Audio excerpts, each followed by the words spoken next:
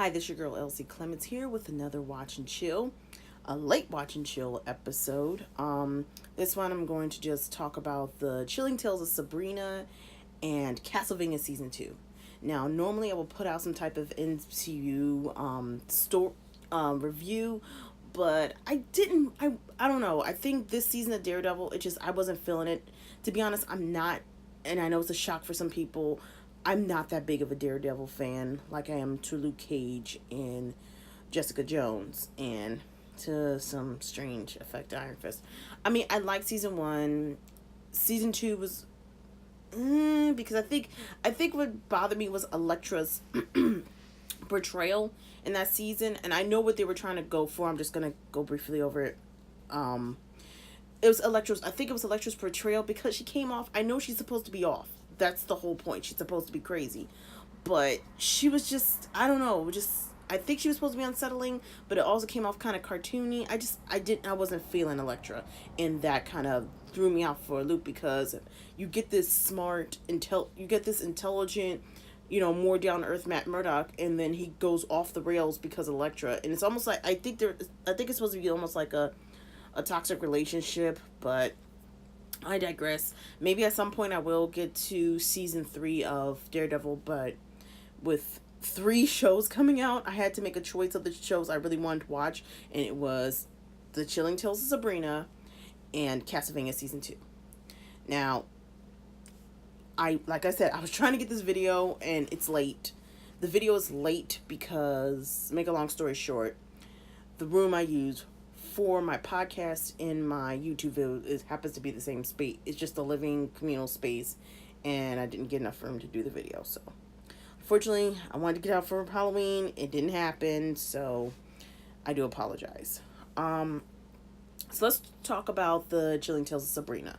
Now, I like this series. This series was good, and coming from a religious background, it was kind of slightly unsettling to hear the Hail Satan things, but I knew it was like all kind of a gimmick thing. It wasn't meant to be taken seriously. I mean, that universe obviously is taken seriously because these people worship the Dark Lord, which is Satan, rather than the false god, as they call him, which is Jesus, or God, or, higher being. Anyway, the whole story revolves around Sabrina Spellman, which this series is completely different than the ABC series. So if you're not a fan of the darkness, or let's say if you're not even a American Horror Story Coven fan, this might not even be for you.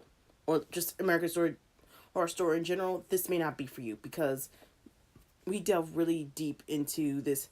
So, excuse me, allergies. So to start off, Sabrina is turning 16, and excuse me, my allergies are killing me today. To make a long story short, her whole story arc is her fighting against her destiny, which is the being for the Dark Lord, which is Satan, and they literally took they took pages from the Chilling Tales of Sabrina the Teenage Witch, the comic book, which is a new story in the Archie storyline. It's up there with Afterlife with Archie and Vampironica. So this is an adaptation of the comic, which is fairly new, which I'm actually really surprised that Netflix greenlit it because the series hasn't ended, and I know it's further in, and there are a lot of twists and turns which are different and deviates a bit from the series, such as Sabrina's parents being dead, where her dad, I believe, was alive and her mother was thrown into a mental institution. She wasn't killed, but we clearly see her dead in the series. And Sabrina has to fight her family and the other witches for her beliefs that she wants to still be human. She's afraid of losing her humanity because when you write your life into this book of darkness, you lose your entire humanity and you become a full-fledged witch. So this is her whole arc. It's almost like a coming of age story as well as a what do I want to be type of story.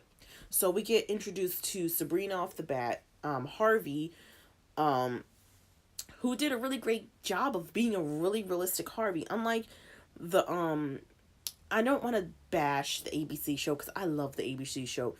This version of Harvey was a little more down to earth and sounded more intelligent than, let's say, the Harvey of TV show, who just comes off as somewhat of a dumb jock, even though later in the series he does become more mature and you do relate to him better. But this version of Harvey I did like, opposed to the ABC series where I had to grow to like him. So that was a good nod. Then we also get introduced to Sabrina's friends, which are I cannot remember their names off the top of my head, but one of them is named Ray. No, it's not Ray. It's excuse me. It's it's not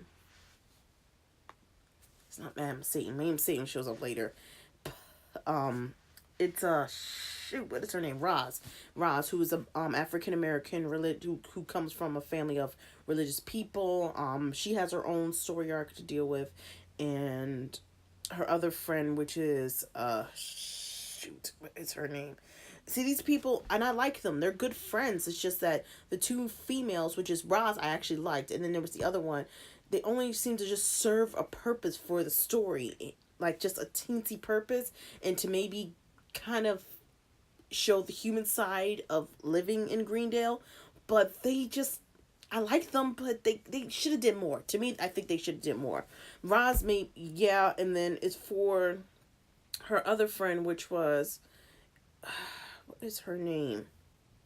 Darn it, I know her name, and I'm looking down, I wrote it down. It's not Harvey, it's Harvey, Roz, and Harvey, oh goodness.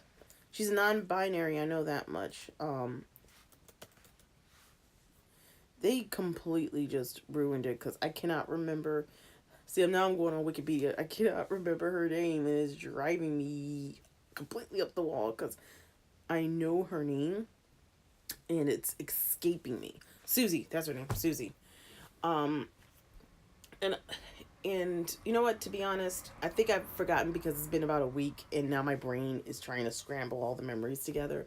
But the story opens up with Sabrina, Harvey, Roz, and Susie all going to the movie theater. I think they were watching Night of the Living Dead, and Sabrina comments, why are zombies so slow? She goes, well, back then they believed rigor mortis made bodies slower. And her like, how does she know that? I don't know. And we clearly see that Sabrina and Harvey are in a relationship, where in the comics, the original comics, not, I'm talking about original, the 60s comic, not Chilling Tales, they kind of were in a relationship and then they ended up being it. But it's cute. It's cute and it's kind of disheartening later on in the series. But we also get introduced to Michelle Gomez's character, which, by the way, if you've never seen Michelle Gomez, or you don't know who she is, she's Missy. I remember she played Missy in the Doctor Who, with the 12th Doctor. She was she's called herself the Mistress Missy, who's a very prominent villain in the Doctor Who series. And she delivers her evil role in this. After being killed, she becomes Madam Satan, who in the comics was Sabrina's dad's ex-girlfriend, who killed herself because he chose to marry a mortal woman and have a baby with her instead of being with this woman. And her whole job is to turn Sabrina evil, which she kind of succeeds, I think, at the end of the story, but not really. So we get introduced all these characters too. Hilda and Zelda are also there, with their relationship. Let me tell you something right off the bat. Besides the one other character that's my favorite, which is Ambrose, which is Sabrina's cousin who's locked in the house, we get Hilda and Zelda. Hilda being the bigger woman. She's bigger, she's maternal, and she's kind of Lucy Davis is her name. The actress is Lucy Davis, and she plays a very, very lovely woman. And if you don't remember, she's also played Etta Candy in the Wonder Woman movie. So her whole British, posh, lovable likeness is portrayed in this story, and I loved her for this role because when you see Sabrina in her own natural environment at the Spellman mortuary, she needs this. She needs Hilda. Now, Zelda, on the other hand, to be honest, at first even though they had Madam Satan in this, I really thought that Zelda should have been the villain for at least the first half of the series, because this woman really was pushing Sabrina to become a witch. You know, be what her father supposedly wanted her to be, which we find out later might not be true. There's so much lore in this series that it would take like 4 videos for me to even cover. But okay, let me just talk about Hilda and Zelda. Oh my gosh, their relationship is, I'm not sure to call it antagonistic, sibling rivalry. I'm not sure if to call this abusive because, okay, first you need to look at Zelda as a person. You got this tall, skinny redhead woman, and she's holding her cigarette in like her hands. Like she, you know how most people smoke a cigarette with their hands, or they go like this. You remember those women from the 50s who had these long stick things and put their cigarettes in? She had like this golden pincer thing to hold the cigarette while she's smoking it, and I was like, you cannot be you too much. That's too much. You just the most extra woman. And she's always reading the paper like with her hands up like this, and it doesn't take that much to set her off because Ambrose does it all the time. And I'll get to Ambrose in a second because I loved Ambrose. So you got this dynamic with Hilda and Zelda. Hilda's the more maternal loving and wants Sabrina to do, you know, be Sabrina, do what you want to do, live your life the way you want to live it. Where Zelda's like, no, she's a witch. She must do what witches do and live this rigorous lifestyle. She must do what her father wanted her to do. And it's almost like she's pounding Sabrina in her head that she must be just like her father. Because her father was a high priest. Her father was just this prominent man. And Zelda just doing anything she can to punch her and make sure that she knows that she has a heritage to live up to. Where Hilda and her cousin Ambrose were like, chill, let her do her. So, Hilda and Zelda. Their dynamic is so weird because in the comics their personalities are flipped. Not in Chilling Tales, but I'm just saying in Archie. Now, in Chilling Tales, the comic book, they're both trying to push Sabrina towards evil. They clearly want her to write her name in the Book of Darkness. They want her to fulfill her her witch legacy, and to reject her human side, her mortal side, I should say, because they want her to. I guess it's almost like her birth was more like a stain on everything because the laws of human and mortals are kind of forbidden. Not human mortals, witches and mortals are supposed to be this big thing. So there's this one scene where clearly Hilda and Zelda have this type of antagonistic relationship, and that's when Sabrina is questioning her dark baptismal, and Hilda reassures her, you know, you can still be you. If you want to walk away, you kind of have a chance to do that. You know, I wouldn't be angry at you. And then as soon as she goes out there, her sister whacks her in the head and kills her, puts her in the Spellman's grave. And then her sister comes back to life days later, and you tell her, keep your little silly headed things to yourself. And her sister just looking at her like, I hate you so much. And like her sister told her before, you're taking long to come back. I will keep killing you. We're to keep Sabrina on her life. We're supposed to keep Sabrina on this life stage that I have set for her. And Zelda's it's just a can of crazy. And to be honest, I'd rather her been the antagonist, and Madam Satan should have been shown in season 2, but then Madam Satan ends up being a better character later on. And then we got Ambrose, who is locked in the Spellman household because of some type of crime he committed, and he cannot leave the Spellman property. It's against the law, basically, with the Witch Council. He is the most... For somebody who gets locked away, you'd think he would be crazy. I mean, he is. I mean, all the witches are off. I mean, they're all kind of off, but Ambrose is the most lively of all the Spellmans because he's the one who, even though Sabrina is more of the innocent, lighthearted in the beginning, he's the one who convinced her to pull some of these pranks. When she questions, should she put her name in the book, her dark baptismal in the Book of Darkness, he's the one who decides, hey, let's get this apple. You need to find this apple and find the prediction. And he also has this thing where, you know, I know they're trying to push LGBT with Susie being non-binary, meaning, I think that also means genderqueer, and that means that you don't conform to either gender. And then we got Ambrose, who is clearly, they call him pansexual, but I rather he's more of a bisexual character. He'll say, and on top of that, I think considering him being locked in the house, I think he'll just have sex with any person on two legs at this point who's cute enough, because he's been locked away for so long and he wants to find love. And yeah, that's a whole Spamler family in a nutshell. We got Hilda, who's the lovely maternal type of character. Zelda, who I think she wants to be a mother, but she also wants to uphold the witch laws because of what Sabrina is. And then you got Ambrose, who kind of sets Sabrina off the rails a little bit, because he wants to pull pranks, and he's more of the loving type. Like, any problem Sabrina has, she usually goes to Ambrose first before she goes to her aunts, because she knows that Zelda's gonna tell her to do whatever the witch council or whatever rigorous law is. Hilda's gonna try to be maternal soothing and coddle her, where Ambrose is gonna tell her the truth, but in a way that a 16-year-old can understand.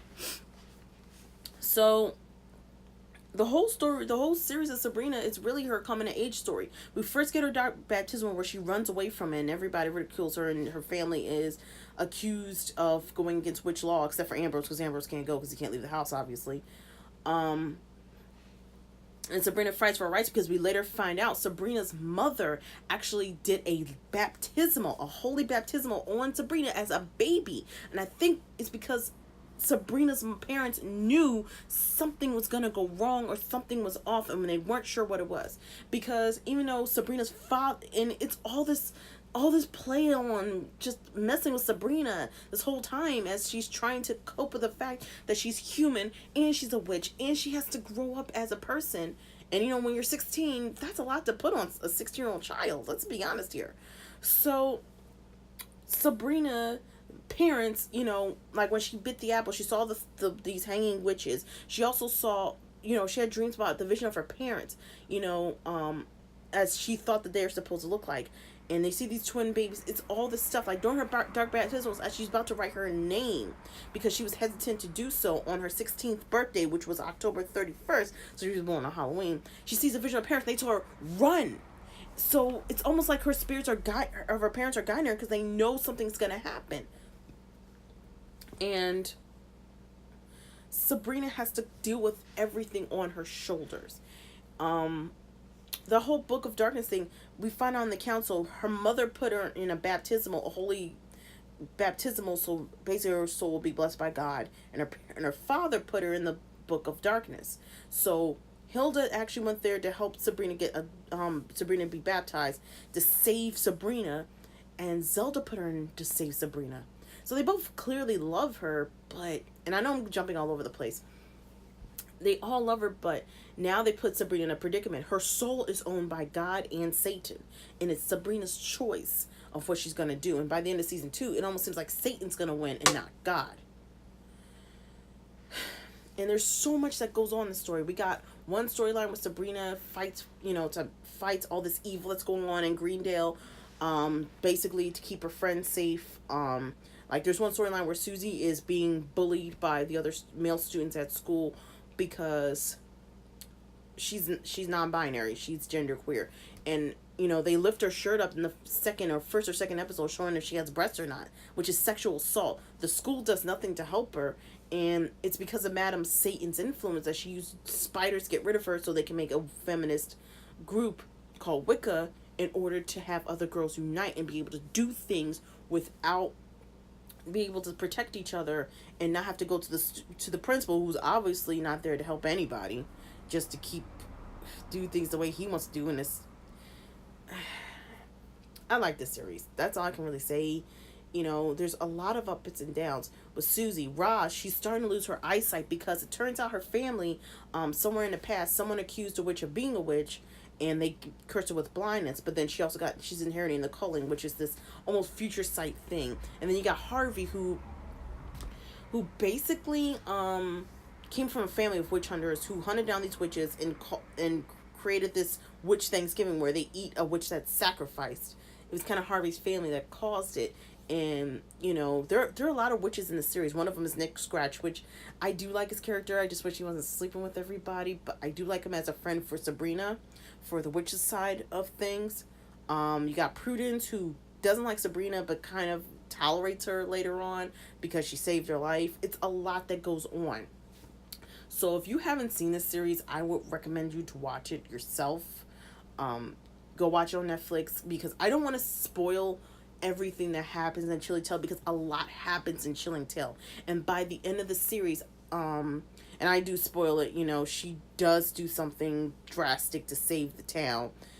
And the way it's ending, we know there's clearly going to be a season 2. It's probably going to happen around Halloween like they did this year.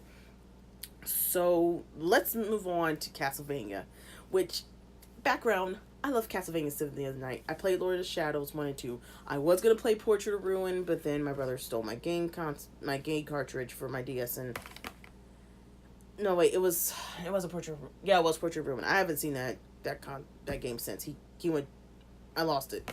That's basically what he told me. I digress. Castlevania Season 2 picks up right after Castlevania Season 1, which is them finding out. They fight this. To make a long story short, the whole story about Castlevania is, and when you realize how dumb it is, it's a great story, but it's dumb how this all happened. The reason why Castlevania's storyline happens is because a bunch of religious morons decide we're gonna burn this woman for knowing healing powers because we think she's a witch. She wasn't a witch. Even in the original game, she wasn't a witch. The thing was, to give a little background on Season 1, Alucard's mother, whose name I believe was Lisa. Yeah, it was Lisa. I can't say Laura, it was Lisa. Met Dracula in his castle. She demanded to learn how to heal people because her thing is she wanted to learn more science to help others. And Dracula learned that, fell in love, boom, Alucard's born. And this priest decided, and this is in a fictional area for Wallachia. Let me just Wikipedia this real quick. I don't think Wallachia exists, oh, it does exist. Huh. It does. Wow, I'm dumb. I really didn't know that. Where is this in? It's Eastern Orthodox, and Wallachia is in Romania. You think I would know that, but I've never heard of Wallachia. I thought it was a fictional. God, I'm dumb. Okay, so make a long story short, Wallachia. So basically, these priests in Wallachia found, I guess someone told on her, thinking she might be a witch because she was doing all this stuff to heal people, and they burn her at the stake, and she's yelling, "Please don't hate anybody!" And he's saying, "Listen to her!" This priest goes, "She's talking to Satan." Turns out she was talking to Alucard because they didn't realize that Alucard was in the audience and could have killed all of them as a damn peer.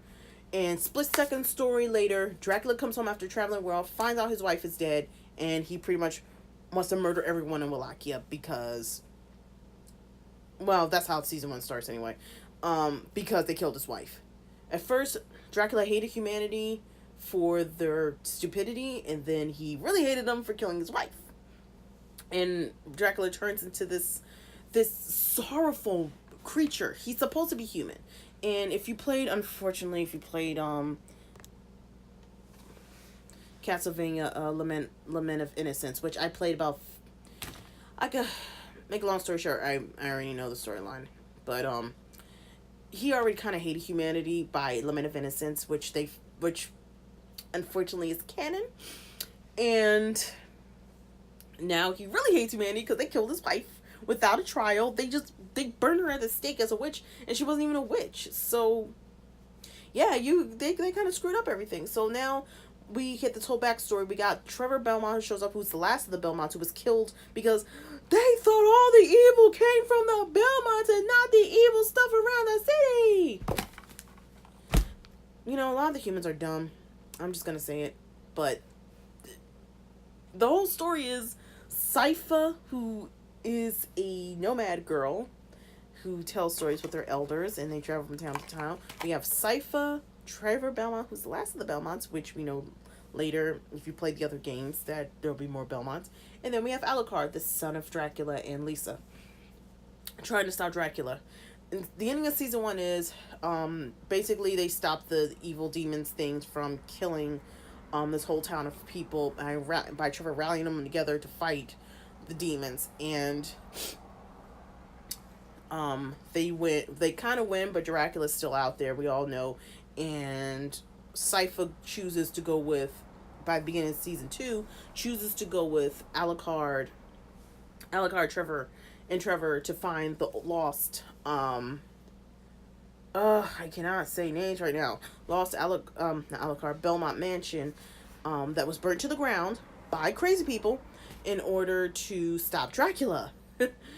So we spend a good chunk, like the beginning of season 2 kind of clearly shows more in depth of season 1. And the way they did this, I wish movie makers in Hollywood would take note of what Castlevania did, because this is a video game movie series done right. Okay, not a movie series. It's a series, but it's a series that done right. I mean, come on, Paul W.S. Anderson, just watch this. Watch this. They clearly got the lore correct. Some things might have been changed, but not enough to annoy people or make them angry. I mean, the monsters are kind of generic, and a lot of the monsters I recognize were in Cynthia and Night, but they could also have been in Rondo of Blood. They could have been in Castlevania 2, so we don't know. And they spend the whole story. There's like little nitpicks. There's nothing to really nitpick as compared to Chilling Tales, which I could go on and on about my nitpicks, which is one of them is what timeline Chilling Tales takes place in, but we're not talking about them. We're talking about Castlevania.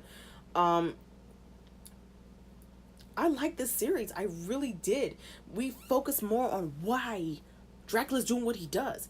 They killed his wife. Like, there are no... If you ever... I don't know if any of you out there on YouTube are married. I'm married. And when you lose a loved one, it's like this...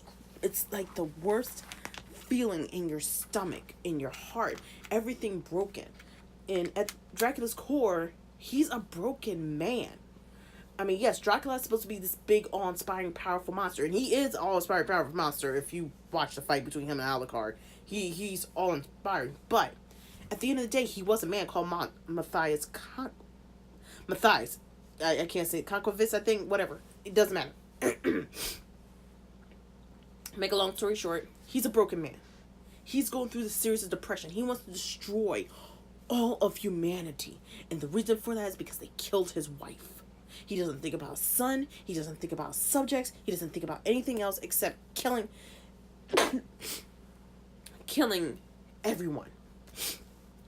So we get introduced to some characters who are actually in all the other games, like Isaac, who is from Crud.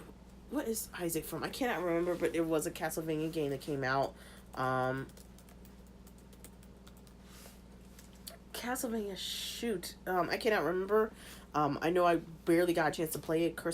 It was Curse of Darkness. It was Curse of Darkness. I didn't have a PlayStation at the time. So Castlevania, Curse of Darkness. We got introduced to Isaac, and I keep wanting to say his name. It's Marcus. It's not Marcus. It's my name. Why is everything is just going in my brain right now? Like, I know his name. It's forget it. I'm just going to go to Wikipedia. Give me a second here. I can't remember names to save my life, and I don't know why. I can't remember anything right now. I think it's like almost 2 o'clock in the morning, so my brain went off. Like, it turned off, but we're introduced to Hector and Isaac. That's their names. Hector's Devil Forger, and then we got Isaac, who is, like... He's this African guy who... He was white, and they made him African. It doesn't really matter. He's a villain. He hates humanity. Hector hates humanity, but they're still humans. And they're following Dracula's lead, and he's the 2 human generals he's using to lead this war against humanity. Both of them hate humanity for certain reasons. Isaac, because he was rejected by the person he loved and was severely beaten to the point where he realized love meant nothing and you're just meant to serve. That's all. Love means serving, where Hector was just rejected.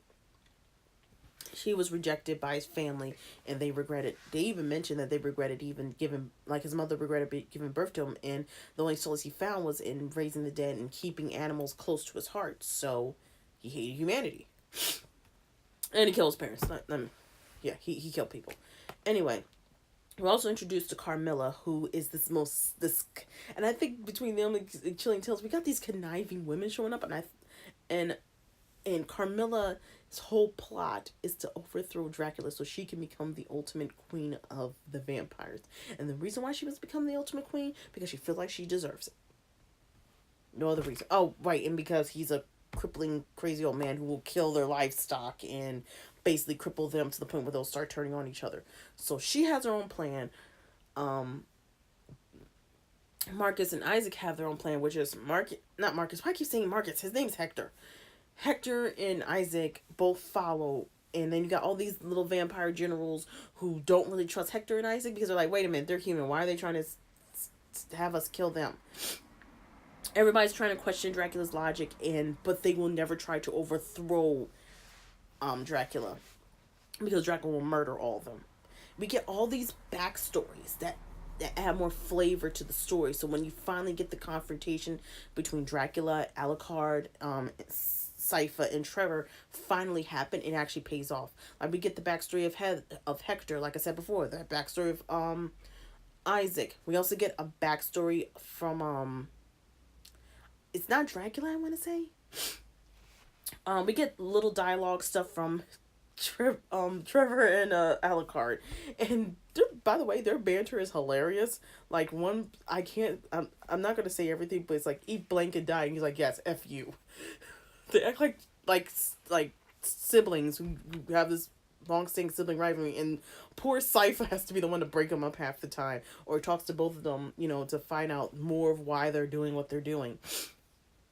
So we get a backstory from Trevor, which is he's the last Belmont, which we already found out in the last season. But this season, we find out he wasn't really raised like normal children would with social skills. So he comes off as an a-hole because he wasn't raised to learn proper social skills. So to him, pushing people away is easier than almost connecting with people, because when you think about it, he lost his whole family, so he doesn't want to experience that loss again. And then we got Alucard. They even had this funny banter where he says that how he grew up at 13 and he had to learn all this extra stuff. And then he said, and Alucard mentions, like, what's funny? I have a better childhood than you. And he goes, yeah, your father's bloody Dracula. That says a lot. And they just start laughing about it. And there's even this banter where Trevor, they find the seal of where the Belmont family vault is. Trevor can't open it. And they found it's magically sealed. And he's like, oh. And Alucard just starts picking at... You have to watch it yourself. I can't... It's 2 o'clock in the morning. You have to find out for yourself about all the banter. But Trevor just kind of... Alucard kind of just keeps pushing Trevor's buttons. And then Trevor's trying to mess with Alucard. And part of the reason I think Alucard's pushing Trevor is because all this is to kill his kind. At the end of the day, the Belmonts are vampire hunters, and they also kill demons and, all the other creatures of the night. And Alucard probably feels some type of way or somewhat uncomfortable because his dad's Dracula, and in an extension, he's part vampire, though I've never seen him drink blood, so. Maybe he's, because of his human side, he doesn't have to, and he might just live a long time and have super strength and stuff, but it does make him uncomfortable to deal with it. So... we also get, you could see this whole season, if the whole season 2, Dracula's sorrow is real. It's like a raw emotion from him. And Carmilla questions what is his end goal of destroying humanity, and he said he just wants to destroy everything, which you could clearly tell is his grief. His whole grief is over losing his wife, though it's kind of a a-hole-ish move too when you think about destroying humanity and when your son is clearly still alive. You locked him up, and he later feels somewhat threatened by his father by his son, and then Carmilla feels threatened by Belmont. He's like, the Belmonts are alive, you need to go after them right now. And she tries to focus on the Belmonts, like, oh my god, they will kill all of us, let's just go kill them, just go after them now. And of course Dracula doesn't care, because all he wants to do is just he wants everything to stop hurting. And it's really bad. It's really painful. You can see in his body language, in the animation, this guy is shook. His wife is dead, and all he cares about is just destroying everything. And I know I keep saying it over and over again, but that's really the whole arc of Dracula. And we see so much action in this season. The fight scenes are incredible. The animation is impeccable. There have been I can't see any nitpicks of this entire series. The only thing that happened for me was I got a little confused. I'm like, wait a minute. Is this taking place at Symphony of Night or before Symphony? I'm like, oh, that's right. Richter is the Belmont in Symphony of the Night. So that's the only thing I really got confused about. Now, the way they ended it, like the fight scene between Trevor, Sypha, and Alucard versus Dracula's forces was amazing.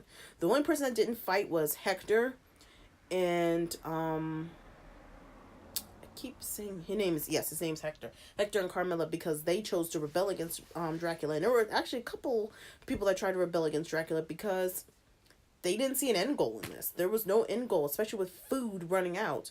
You know, he clearly said there were stores of blood underneath the castle in the castle's chambers, so you guys would have been fine.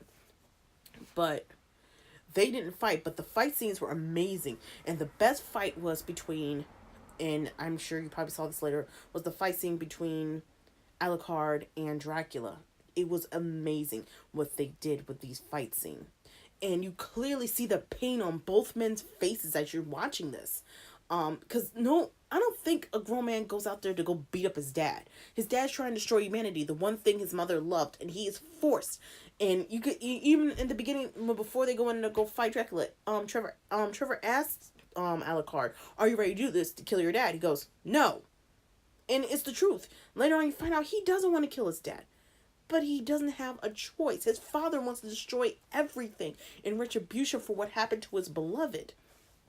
And you feel really bad for both characters. I felt bad for Dracula, even though he is the villain. He's trying to destroy all of humanity. I felt sorry for this guy. And their fight scene was like raw and evil. And Dracula would have killed Alucard. I have no doubt in my mind the way they ended this. Dracula would have killed Alucard because he was such a rage that everything was fighting against him so he wouldn't kill humanity. That he could not. It's almost like he couldn't believe his own son would turn against him on this. And the only thing that stopped it was when he went into when he threw his son into his room, and he stops and goes, your mother and I raised you in this room together. And the sorrow just hits him. His humanity comes back. Despite the rage, despite grabbing his son, throwing him everywhere, almost trying to rip. It was a raw, emotional fight. And he just stops as he's looking in Alucard's old room. And that's when Alucard kills him. And it's almost like a shock when he gets killed. He's like, but I think at the same time he wanted his son to kill him. Because he stopped seeing his wife's face in that portrait. And I think he almost knew in the back of his head, this is not what his wife would have wanted. And Alucard killed him. And then later on, Trevor gives Alucard the keys to the Belmont historical records, to keep safe, just in case, something happens to a future generation. Of course, we know evil's going to come back with Carmilla and Hector and Isaac.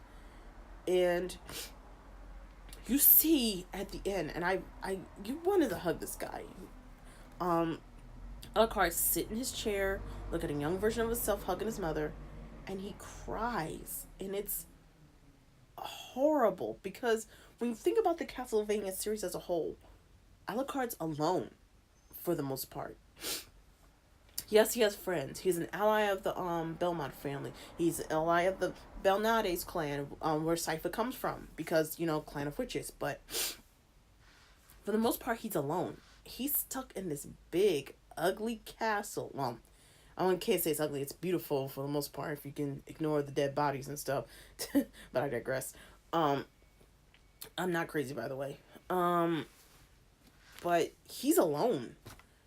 In all cases of purposes, he's gonna keep the castle safe. He's gonna try to keep the Belmont record safe. But there's no one there. He lost his mother. He lost his father. And we don't know how long of a span it took. It's almost like he could have lost him in a month. I don't think it was a year. It could have been a couple months within each other that he just lost his mother and then he turned around and lost his father. So this was a really good season, but the emotions on these people's faces and the storytelling was impeccable. I don't want to spoil everything about this season also. So I encourage you to go watch it. Watch both Chilling Tales, and I want you to watch Castlevania Season 2. And if you have not watched Castlevania season 1, then you might not know what's going on in season 2. I mean, it's not 100% connect, have to watch all of it, but I guarantee you there'll be stuff that you miss if you don't watch Castlevania season 1. So watch season 1 before you watch season 2, or you might be slightly confused. So that's all I have time for to talk about. This is the longest video I've actually made, and I'm hoping I can condense it further. And I'll see you guys in the next episode. Hopefully I will get a um Amazon Prime video to watch. I won't be watching Handmaid's Tale. It's not for me. I think I might watch Man in the High Tower. Maybe next weekend I'll cover that. And I'll see you guys again in the next video. Bye bye.